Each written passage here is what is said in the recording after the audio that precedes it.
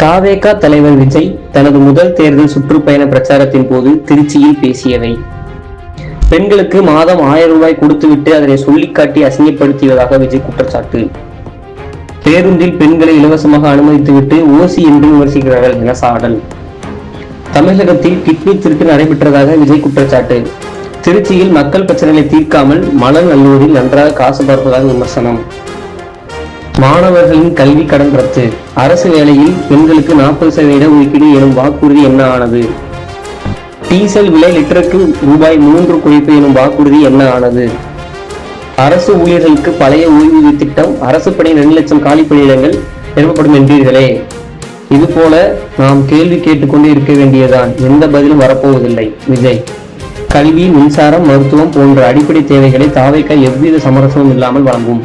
தாவேகா நடைமுறைக்கு சாத்தியமான வாக்குறுதிகளை மட்டுமே கொடுக்கும். தாவேகா தலைவர் விஜய்.